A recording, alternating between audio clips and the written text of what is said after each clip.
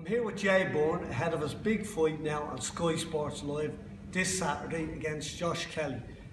Jay is making big progress as a professional boxer. I suppose he's the most noted Irish professional boxer on the scene currently because he's making big impact with his last fight where Felix Cash put in tremendous performance. Whatever people thought about him previously, he's certainly now a seasoned professional. I would have to say tremendous fight with Felix Cash, really showed a different level. Tell me about it. He looked a very hard puncher, he looked technically good, he showed great heart, determination and drive, particularly in the fifth round. You must have won a hell of a lot of fans from that fight. Yeah, it was a good fight. I enjoyed it. People, how do you enjoy losing? But look, I enjoyed the fight. One thing I didn't go to lose. I said that from day one. I didn't anticipate the size he was going to be. I didn't think he was going to be the size he was. We done a bit of research on him, we watched his videos, and very hard to judge the height of someone, you know, watching on the telly. But we went to his Team GB profile, it said 5'8". We went to his Great British Lionhearts profile, it said 5'8". We arrived to the weigh-in, Felix had grown 4 inches to 5 inches because he was up at 6'2".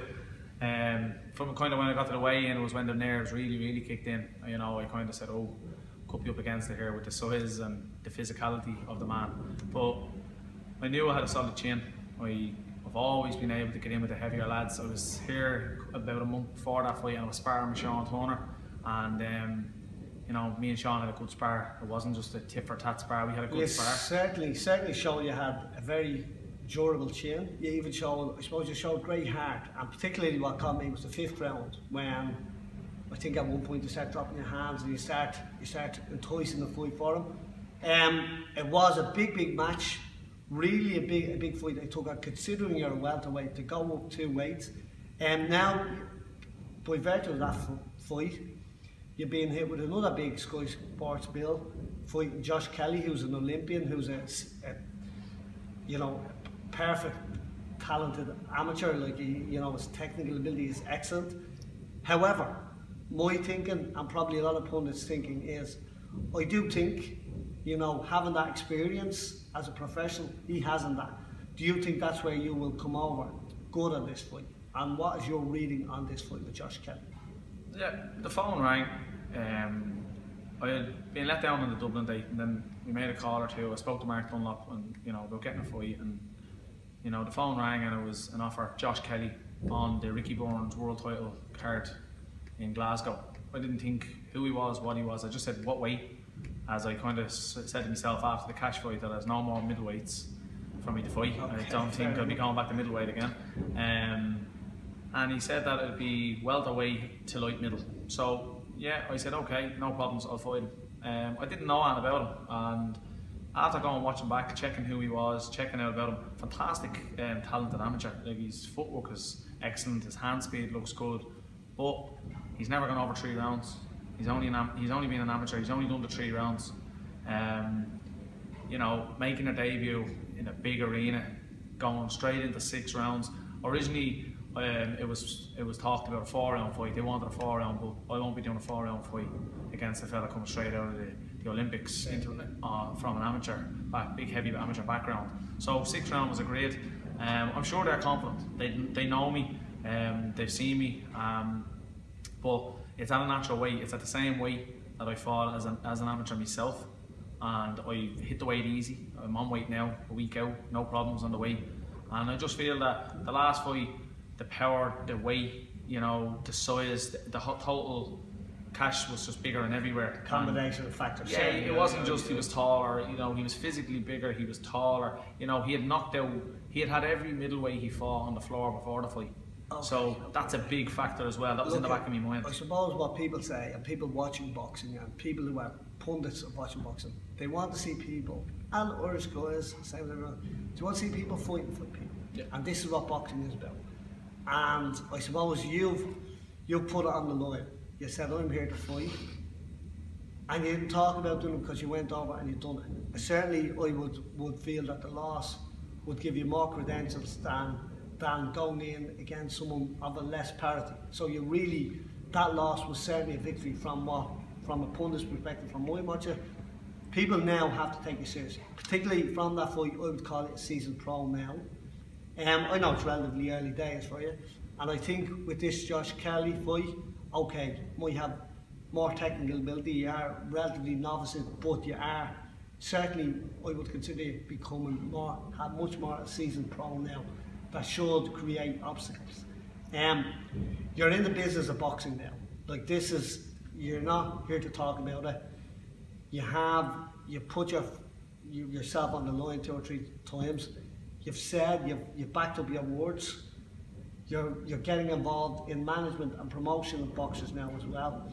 So the whole impetus that you're putting in now, you have your mind focused on this fight and on other boxers coming through. Tell me a bit about yourself as a manager, promoter, and where do you see yourself going forward there as well? Yeah, I've always been involved in management outside boxing. As a football manager, I've been a football manager pretty much since about 17 or 18.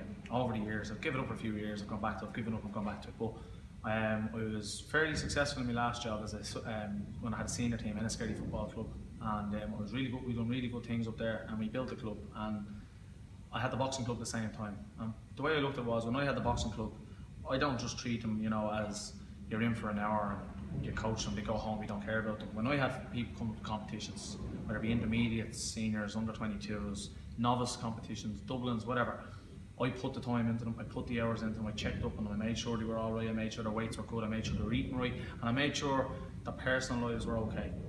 Especially with kids and young lads and teenagers, no one knows what's going on behind closed doors, and I always was there if the lads needed to talk. The 2 boxers I signed straight away were Jay Canny and Carl Kelly. Carl has been with me since he was a kid. Okay. He came to me at 18 from Monkstown. He had many a good year in Monkstown, and he fancied a change. He just needed to start again, and he felt coming to us was the best thing to do. And we've done a lot with Carl. He got a lot from Monkstown. Okay, so you just interject. So that's amateur boxing, and you're involved in the community. This is professional boxing. Yeah. So whatever about this is a business. Yeah. No, just put it like that. So look, the thing with the lads is I will look after them. The management end of things will be looked after, and the promotional work will be looked after by myself and my team. I have a big team around me. I've brought in 3 good professional coaches who are on the scene in Dublin. We won't release their names yet until we officially release them when everything's signed up and all. It's done. Yeah, I won't be coaching them. I'm not up to that level for professional boxing coaching. I can coach an amateur and things like that, but for the professional side of things, I want to get in professionals who have done it and who are doing it consistently. We've brought in a strength and conditioning coach, Stephen Carton, very good at what he does. He's worked all over Dublin, really, really good guy. And the same, he will care for the boxers because already he's been doing little bits of work here and there with Carl, and he's been doing a bit with myself. And Stephen's good, he's very good. I can tell by him he's good. The cardio end of things will be done in my gym as well. All my team will look after the lads' cardios.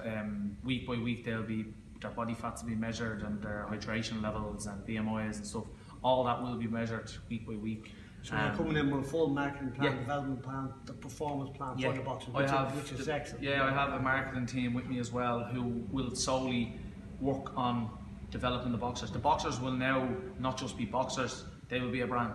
Okay, so the whole thing is now we will sell that brand. We will sell Carl Kelly, we'll sell Jay Canny, and there is more to add to the list. Okay. We just haven't finalised some details with some of them, but I would hope to have a team of 10 professional boxers. Some who are boxing, some who are coming into it, some who I've worked with on the semi-pro scene. But we're going to form a brand now.